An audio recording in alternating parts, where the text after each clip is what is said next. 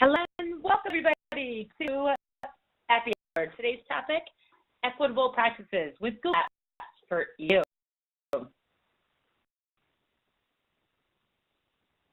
That is pretty straightforward. We're going to be talking about what an equitable practice is and then jump into practice 20, practice 7, and practice 17.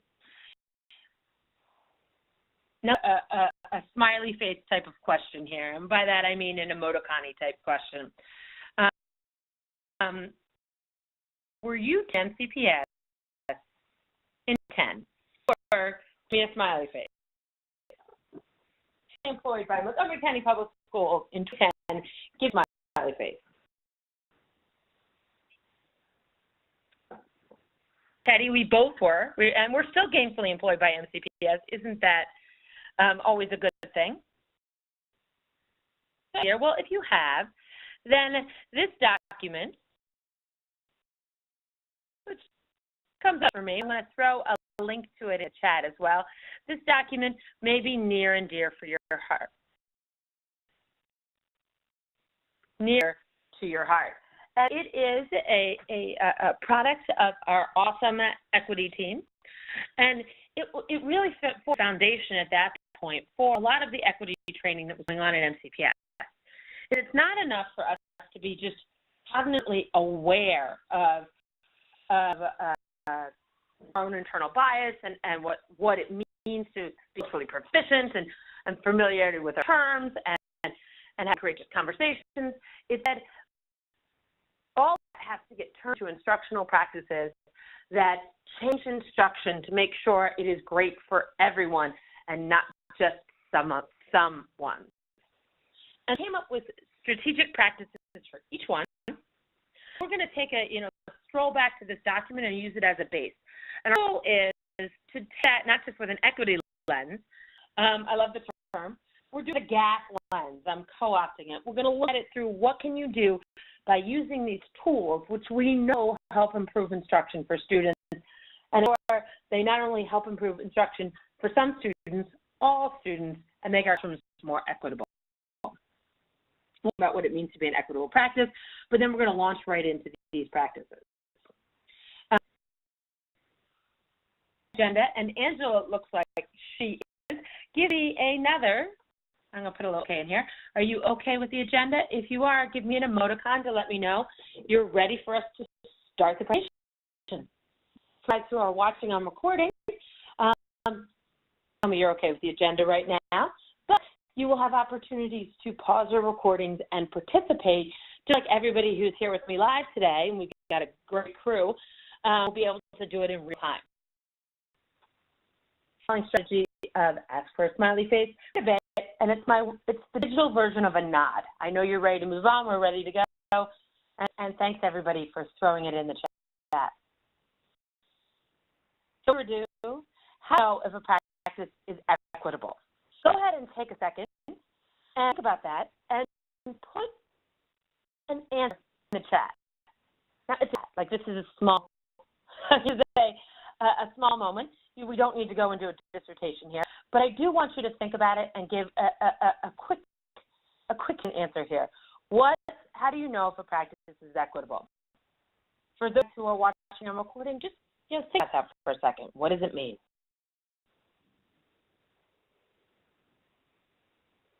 Cool, great answers.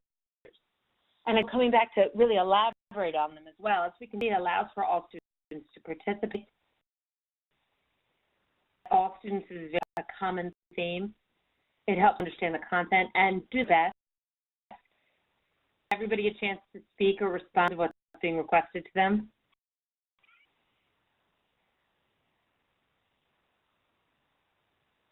Voices to give them what they need to be successful. Everyone can participate or respond. And what's great is I actually see some of those practices that we in MCPS have with through it. And when we interviewed the team, at our last Appy Hour, we did actually get them to come, and they were with us, and we did an interview. In seeing that interview, I do throw in the chat right now. This is a link to our last equitable practice presentation, but we interviewed them, and they said these 4 things. It has really high expectations for students. You have high expectations for students. And one, capitalize on the knowledge and experience students bring from home. So it didn't, it really valued that. It wasn't just that there were opportunities, that was at a core. Engages every student, and I saw that throughout your chat, boom, a lot. And it has a positive relationship between teachers, students, and among the students in the class, which is one of those things that was for me in interviewing, right, from the equity team last time, I really thought was a powerful takeaway for me. And what I did in that interview is I immediately go, isn't that just what good instruction is? And what equity folks say back to me when I say that is, the difference isn't just it's good instruction. The difference is if you really want to do this, you need to be mindful and thoughtful and know you're doing it and use it to your end. So that it's not just window dressing or something to do. You call on it's used in all strategies. You check equity of the day. You want to be mindful and thoughtful. That this communicating, capitalizing, engaging, and establishing is part of a routine and a rhythm in your classroom. What it looks like? I like those things. What does it look like and sound like? Well, the first looks like and sounds like, practice number 20, is use wait time.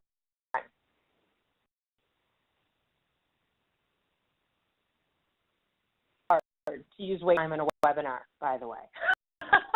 Because it does just sound like dead air. So I will say that. And this is one we know and we love. Like, this is a most common one. That day, Teddy and I were consulting teachers together. And it was a no-brainer. When you were going to walk in and talk to a first-year teacher, you were going to tell them to use wait time. If you told a new teacher, give advice of using wait time, go and give me some exclamation points in the chat. If you're with me, if you've ever said that's an easy win, right? So Sue, right? Well, why an equitable practice? It's kind of those foundations or thoughts. It's one of those things. Jeannie, I'm with you. I say it to myself all the time. Back and forth, counting to be quiet, to give you time to talk, right? So why is an equitable practice? Well, I'm going to throw up the research and let you know that you can always go back to that rocking document MCPS has. There's research here, Marzano and Rowe, and what was that? It talks specifically, I love this part down here. It talks about African American and Hispanic students identify encouragement as a motivation over punishment. As a little difference is saying, do your now or you'll get in trouble. So I need you to answer. I want to hear your voice. End goal. Process. So can GAFE do this for you? Well, your screen is going to change in just a second, and we're going to show you an example of how this can happen. And so what I do is I'm also going to throw a link to the document I'm going to go to in the chat and invite you to look at that document with me. So if you're logged in with your Google Apps for EDU account, whether live with me right now or recording, you'll be able to come to this document.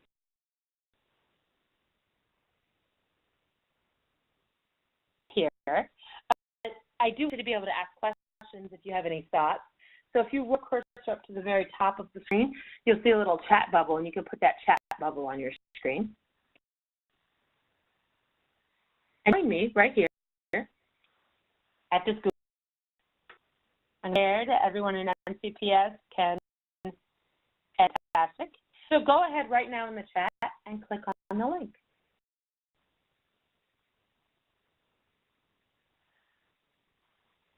That'd be fantastic. Go and click on the link to join me at this doc. If you're watching on recording, you can, this document's here, and you can come click on it as well. You'll probably just pause at some point to make sure that this happens. Pause, because we're here together. Yay! As you come in, I'm going to ask you to find a spot and name in the name column. One of those googly things, if you're doing it with students, the time, where do you type, what row, where you going. These are all kind of just manners things that you'll organize out in your classroom.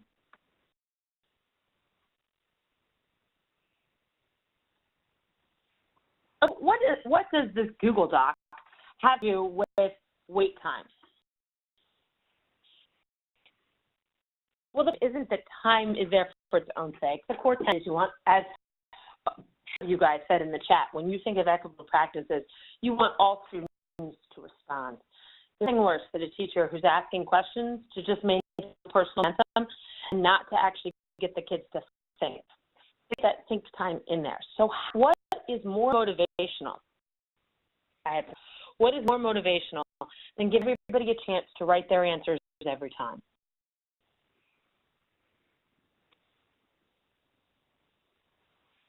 So what give everybody a chance to answer each time? So I'm going to ask you all a question, and I'm going to ask you to put the answer in show what you know.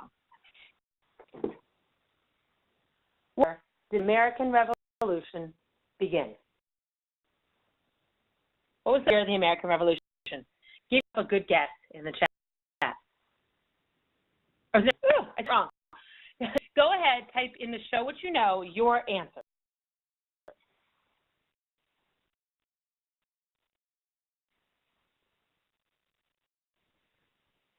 Okay, once you get your guess down, if you had your bet, you're not quite sure, go ahead and put a second date in the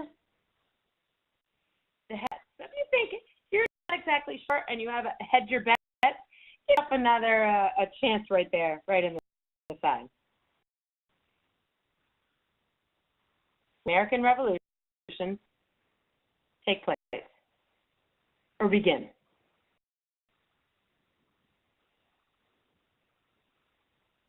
Of course, a social studies question. I'm a social studies person, but we did do. It gave everybody a chance to sit down and put what they know on the page.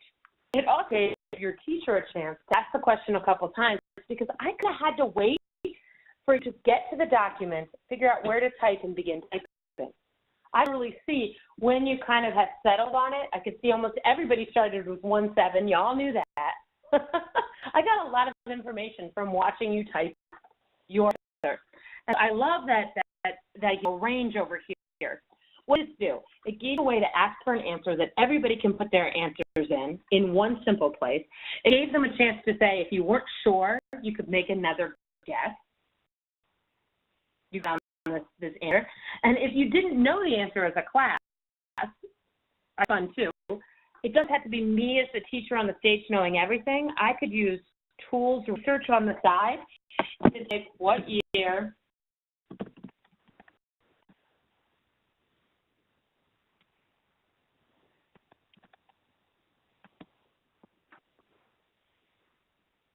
and get answer right over here. Well, look at that.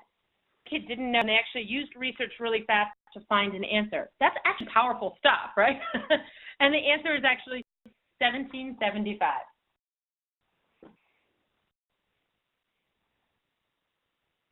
I get a question. What are your favorite sports teams? Type it in show no.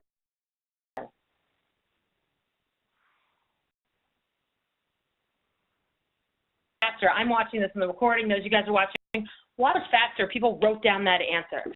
I, as a teacher, could ask questions like this, and seeing on the screen how quickly you answer it gives me a good sense of how strongly you are aware of this information. It was an immediate pop there that wasn't before, but you saw different when I asked you when the American Revolution started.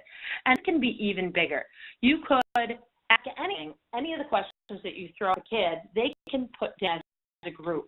It's also really reaffirming. If you knew it, you were right, and if you were wrong, everybody around you is writing the correct answer. You're getting a reinforcement without me having to tell you what that reinforcement is. So you can use a Google Doc like this to know. At wait time, because everyone's getting a chance to answer, and you as a teacher know how quickly your answers are. So I'm going to ask one more question.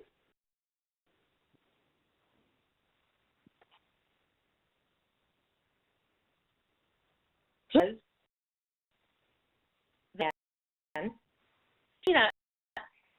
peanut cultivation to prominence in the South in America.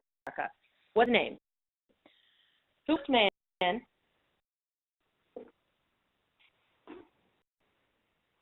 Stephen Love, I have no idea. That's okay too. That's if you don't know, you don't know. You're okay. Mr. Jif, I love it, Lynn. I love the answer.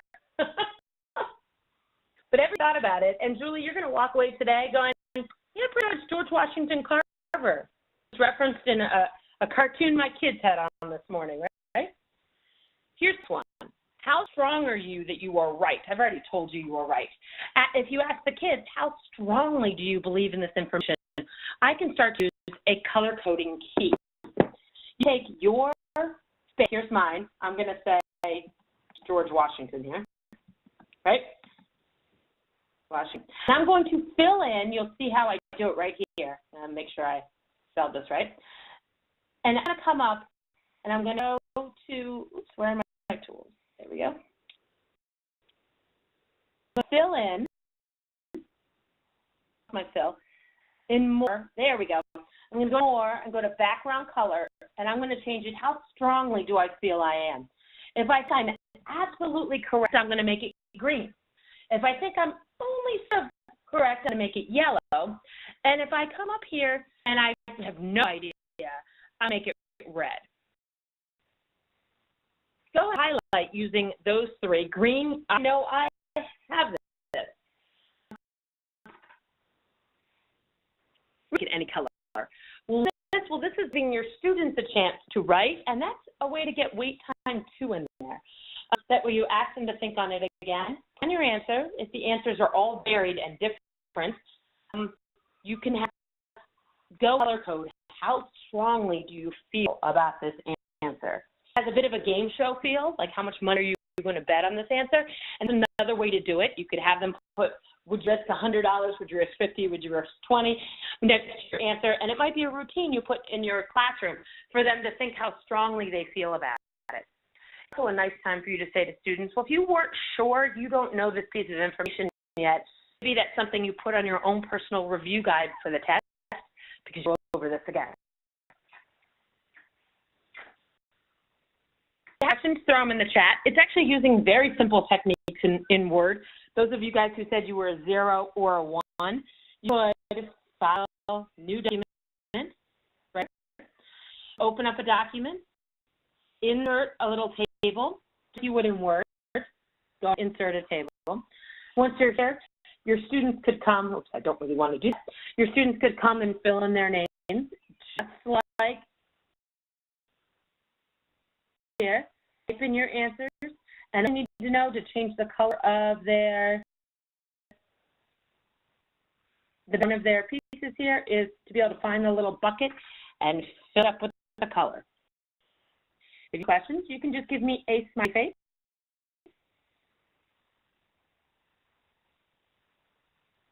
I wish to participate in the document. You can see it, but you also have to be able to click on this link that I threw in the chat.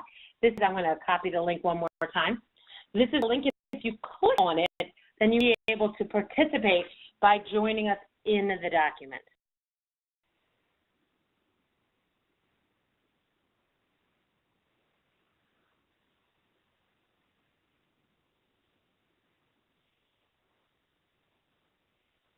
Time is important. You can use technology to support that wait time by encouraging students to enter in a common document. I think something as simply as we just demoed right there. Now, number 2 is arranges the classroom to accommodate discussion. Now, we imagine this in the real world. When we imagine it in the real world, what kind of things do you see teachers do? As a response, you can just put in a chat. What are some of the things in the real world, the people-based world, that you've seen people do to accommodate this discussion? Go ahead and share your thoughts in the chat. I'm recording, just think about that for a second. What are the things you've seen people do that are successful that arranges, or you could actually use non-examples, things that are not successful, encourage and facilitate discussions. Go ahead and throw them in the chat.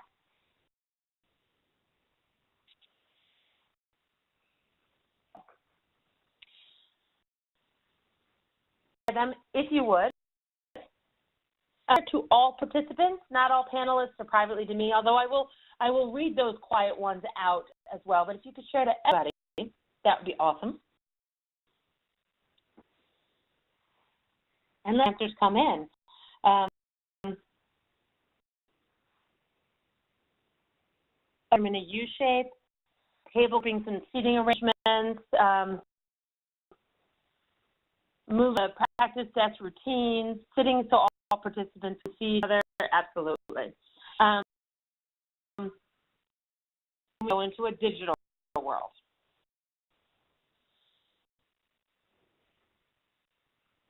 On this one, you know, how important it is to have an inviting arrangement of desks to enhance the interpersonal relationships, arranging the seating so kids can talk to each other. And what we're gonna share with you is that digitally, students can communicate as well. And it's one of the most fascinating things I've seen in doing online instruction for 7.5 years.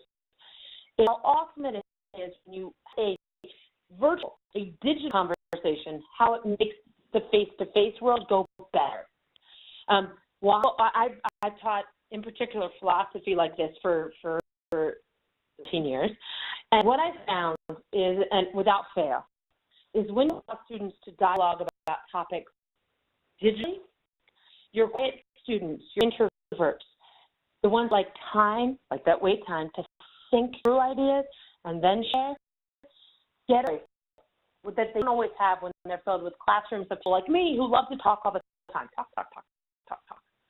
Your talkers have a chance to do is hear the voice of the other students and appreciate it. This is a routine and a practice that you build into your routine, giving a chance for online voice as well as face-to-face voice. The conversation at the end of the year is 10 times better because talkers in class want to hear from the quiet folks, and the quiet folks are loud online, and you're learn dialogue. You get a much better classroom rhythm. And this is an equitable practice because I've seen it and I know it's true. And show you how you can make that routine happen. It's just a normal part of your existence using the classroom. And Lynn, you're going to kind of take us through that adventure. So, Lynn, helping everybody get in and around and all these things. And Lynn, you want to jump on with me? Absolutely. So welcome, everyone. One of the ways that we can really encourage equitable discourse among our students is to use Google Classroom. And if you haven't thought of that, then we're presenting it to you now. Google Classroom has an awesome discussion feature on it that allows these practices to be put into practice easily. So we created a Google Classroom, and I'm going to throw the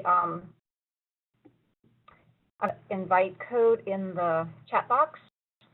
So put the link to Google Classroom first. And folks, this is, sorry as I jump in, one of the things I was seeing is a couple people sent messages privately to me, just asking that they weren't able to get to the document to add information. So in case, what Lynn's going to do is, and I've made you the presenter, Lynn, is created a Google Classroom, which is a link, and I think you're going to show people and then invite people to join the classroom, show them the classroom, and then have them jump at what we're going to do? That is correct. I've given you the ability to show them the classroom, and then, folks, this is what we're going to do. And Lynn tells you to, you're going to click on the link in the chat, and that's going to open up a new window for you, not the one she's showing, although she will be showing, and if you guys just want to watch, that's cool. And you're going to click on that link. It's going to open in a new place, and you have to go to that page to be able to interact with it. Right. So let me show you where I am, first of all, so you can see it. Share my screen. Give me one moment. Should be popping up shortly. And another, you can pull up another URL and type classroom.google.com. And at the you're going to select join. So I'm going to take you back out, actually, so you can see what I'm talking about. And at a place that looks like this, you probably don't have as many Google Classrooms. Okay. All click this little plus sign right here, and you join class, and then you'll put the code in. And copy that code from the chat. You should be able to just copy it and paste it right in there, so you don't have to go back and forth and back and forth. All right, I'm going to go ahead into the... And Lynn, a question came through to me. A question came privately just through to me, and it asked, is Google Classroom? What a really great question. Google Classroom is an app that Google created so people could have a collaborative space to hold class time. So you can post lessons on your classroom, you can post announcements, you use it for really many versatile ways. And that's, you can see I have dozens of classrooms because I use them for lots of trainings and things. And you can see now I'm watching you all come in. So Nina is in, Angela is in. So as you find your way to Google Classroom and join, you will populate Classroom. Yay! So here comes everybody. Welcome. So Google Classroom is free. You can just grab it from the web store, or you can just go right by going to google.classroom.com, classroom.google.com, sorry. You can create classes all along with this MCPS account. You cannot, however, use it with a non-educational email. If you have a regular Gmail, you will not have access to with that. So click the stream page, which is probably where you landed. It'll be right here. And if you look down to the lower right, you'll see the little plus. You don't have it actually because you're a student. I'm sorry. If you create your own classroom, you'll have access to this. But one option is to create a question. So I created a question, and I sit right on the front page. And you can see as I scroll down. Here. My question is, can using a discussion board provide equity in the classroom? And I would like you to click on it, and I would like you to respond. Those of you that are in, I see that 7 of you are in and therefore not done. It's a way to also see exactly who has responded. This is another using Google Classroom for your online discussions. So awesome. You'll know exactly who has not responded. So that's a feature. Click on to access the question. You'll just click right here. Click on question, and then opportunity to respond. And I can see that we already have one response. And this is again the beauty. You can go back to using wait time because you have the ability to see exactly how many people have and have not responded. So that is all. But that's a great point, Lynn. As I pull back on the recording, talking about how this can be used for wait time as well, that it gives everybody time to write, that you can preload these discussions beforehand so people can do the night, or even already ask, and I love this. This was something Hopkins did, if you guys ever did it, if you have any other online classes, would tell us what the questions were going to be ahead of time so that we could think them out. And then when it came time to post, we post. And some just wrote furiously, and they did it in 30 seconds. I don't know who those people were. They're not me. But it also gives that time to respect the level of thinking. I also did mention that Google has the option to allow students to share, to reply, and to not reply to answers. Would you mind knowing how a teacher can do that? Absolutely. So if I go back, I'm just going to my page. I'm going to jump out of this. Jump out. So there's 3 tabs. So you've got your Stream tab, you've got your Students tab, and you have your About tab. This is something you definitely want to consider when you're setting up your Google Classroom. On Student tab, right here, you have options. Students, post and events. You have control of this. So on what activity you're doing, you may or may not want your students to be able to post and comment. So you adjust this. Students can only comment, and only the teacher can comment. So these options, these are so that you have the ability to control day by day. So if there's a day you don't want them doing anything and only you, then you would go here. For this, we want students can post and comment. So that's stream. which is my main page, and I'm down here, and I would sign and go to create a question. Now, creating the question, you have options, and you can see you can have a due date, you can have whether it's a short answer or a multiple choice answer. For obviously, you want short answer. Students can reply to each other. Okay, you can turn that off. You don't have to make that an option. You can turn it off, and you have students can edit answer. So you can also turn that off so they don't have that option. And then question. So and then have the option of picking. We don't have that. Like type of question here. How is your day going? You have something in order to be able to post it. You can ask. Schedule it for another time. So this is what Carrie's talking about. You can preload things and have them available, and you would post your question. It's right there. Now, if I'm not happy with this question, I can absolutely edit it, right? I can move it to the top, I can edit it, or I can even delete it if I no longer want it. So how are you feeling about using Google Classroom as a chat feature? I know Carrie has mentioned she taught a philosophy course online and used Google Classroom for her discussion posts. The way she managed it, she created a different Google Classroom for each discussion. So that's a feature. You can make as many Google Classrooms as you want. It's very flexible. You don't have to. You can use one Google Classroom for everything and just keep adding more questions. It's really whatever works for you and whatever meets your needs for your students. This is a different tool from the one we just showed you using Google Docs. Google is great for those quick answers. You know, you can see how fast or slow they begin to answer, which is an indication with short, quick answers of how well they know that recall information.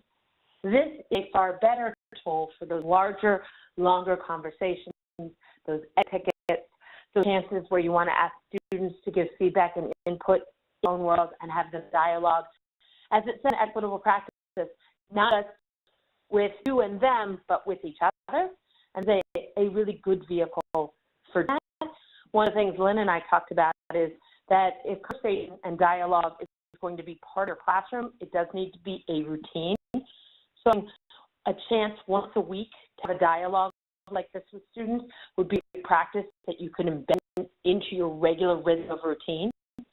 It's just like I know it in my classroom. I taught my students how to have a dialogue. They naturally, they look like McLaughlin group. If you don't give any direction, they have a dialogue, they have an argument.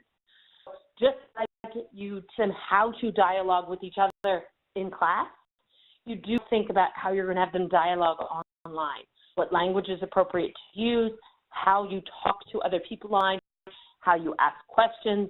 That's all stuff that you, just like you do face-to-face, you'll want to do it online as well. Right. We call that etiquette, so that you have your rules established for online. And you can set parameters as well. So you expect everybody to respond to the question with their initial thoughts. And you can require them to go back and respond to at least 2 other classmates, for example. Either agree with them, disagree with them, try to sway their point of view. It just depends on what your goal is. See a question that says, how can you archive the postings from last year in order to make room for this year? Great question. Another awesome feature about Google Classroom is you can archive your classes, and then you can bring them back and then grab the questions from the previous year. So when you are posting items, it gives you the option of selecting it from another class or posting it to multiple classes. So it's very flexible in that respect. So yes, you can do that. The difference between posting and commenting would occur, for example, so let me where we are right here. So I posted an assignment, for example, or an announcement. There's an opportunity for people to comment. Oh wait, I already have one. Stop. So if you hear where it says welcome to our discussion board, there's an option to put a comment here. And you can stop that by going to the student page and making them unable to do that. Does that help? Really quickly, Padlet, and then I'll let you finish up. So Google Classroom is a routine a lot of people use. We use Classroom a lot. It has this discussion feature. So if you have teachers, you're an administrator, you're a leader out there, users who are using it to post what they do every day. This is a great leadership moment where you can say, so how are you using it to facilitate discussion as our equitable practices? And so it's a nice next step for teachers to take. Now, if you're looking for another way to get people to share, I think Lynn switches over and shows you Padlet. This is a very fun, a very collaborative little tool that works well within the body of lessons to be a really cool vehicle. So Lynn, show me, I love Padlet. Show them how awesome it is. Well, that's pretty cool. Again, I'm going to throw a link in the chat with the time to spend on this. But Padlet is another free app that you can get from the App Store.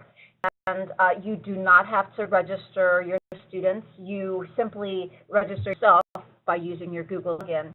And then you give the students a URL, just as I'm giving it to you. And can jump in, and all you have to do is click a page, and you can throw in your response. So you can anywhere, and I can write, I can put images on here, I can put URLs on here. It's quite flexible. Hi. And then if I wanted to add something, I could add a video, I could add a text.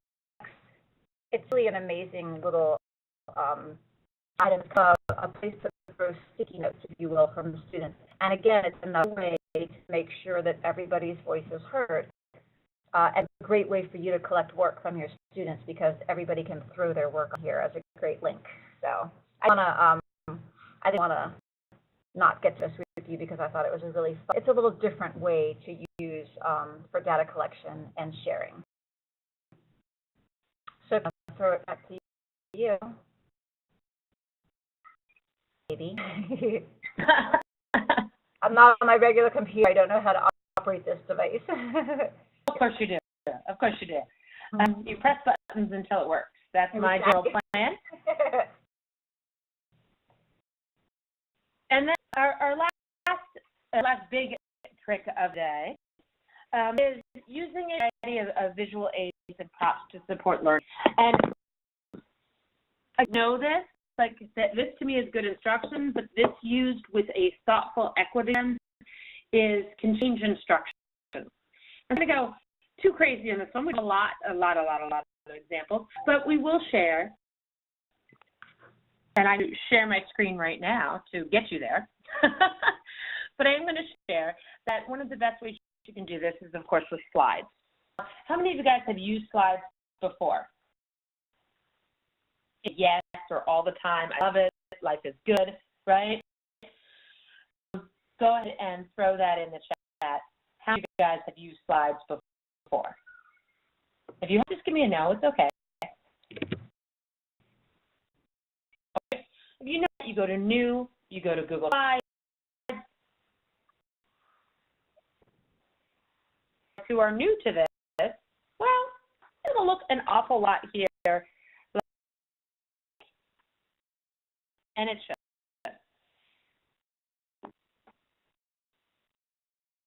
Visual aid can help. It can help you be able to display information for your students. How do you get the information and really convey the points to your students? Well, we use words. If you walk into your average, I'm going to change this to a text body slide. If you walk into your average PowerPoint slides presentation, even Active Inspire, you have a title and you have lots of text, lots in bullet format. Words don't convey exactly what you mean. Lynn and I were talking about the difference of a student knowing what a porch is versus a stoop. These types of terms and using our vernacular in words is not as powerful as using images. So if you do anything, in fact, this will help make your presentations easier to make, we're going to suggest when you use a slides presentation, and I'll link to this chat in chat. If you want to join me here, you absolutely can. I'm going to make sure that you edit it. You can up a new slide if you wish to. Insert, this little plus sign right here, new slide. You can go ahead and add yourself a blank one. Right click hit them. ways that you can convey meaning is using images. Of course, we want these images to reflect the students that we're teaching. That's there. But we also use them to teach with meaning, to not let the words get in the way of the presentation. So insert image is really, really darn powerful. If you've never done this before, you can upload your own pictures here. You can search from Google, Life, and images to insert into your presentation. So if you're looking to a concept meaning like porch, you can find examples and pay directly into your presentation. Advice with this is the pictures, fill a page. If you can put a word here that says porch, and do your speaker notes up here. Don't put all the bullets down. You have words. You're going to share them. The students are going to listen and take notes in their own meaningful way. But using images, using insert image. You can, I'm going to jump down here to number 6. You can also insert videos. And a video from the American Revolution. A nice little search right here. I know this one, I like it, and I can insert it directly into my presentation. You've got to use, and I'm going to make, again, as big as possibly can on the screen. That's always really key. And I have my video built in right to my presentation. Beautiful porch. It conveys meaning. What's the porch versus the stoop? I wonder how image, and I stoop here. As me, it knows exactly what a stoop is because, did you, Lina, you're a Southern girl?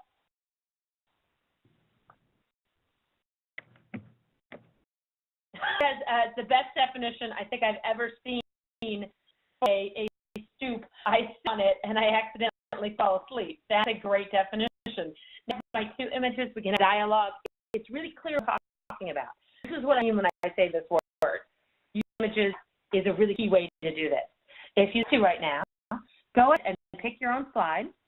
So go find where nobody else is. I can see, Catherine here. I see Ting and Tingy is there. So find where there's no other faces and go ahead and do insert either a video or an image. Julian's slides is so better than the active studio software. I agree. I like the active inspire to annotate on the screen, but this is really, in fact, one of the things I do, this is a star, but it does ask for active engagement, is if I need something written on a slide and I'm talking, I ask my students, hey, we have about that, porch versus stoop, we need definition, and I invite the kids to do the writing for me.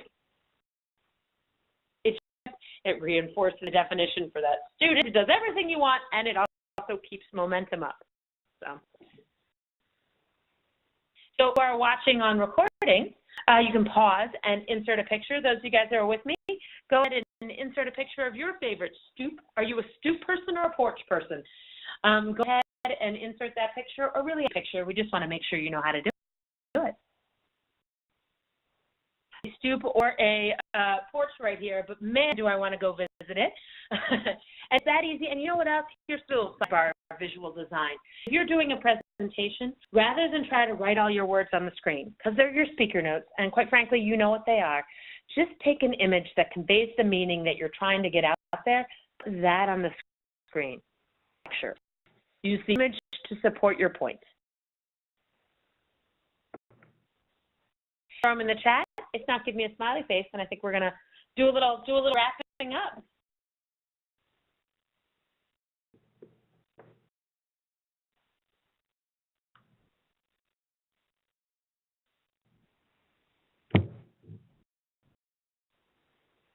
And we're back. Not least is practice 17. Approaches to consistently monitor student understanding of directions procedures, processes, and questions. And this is the one, when I read through all of the awesome Rockstar practices, that actually references 21st century learning. See, look, it's a good match. They even say it's a good match for 21st century learning. So all your instructional technology specialists are going, woo, woo, woo. We're so excited. We get reference, and we see through it how all these tools can be better with GAFE. But this one explicitly puts it out.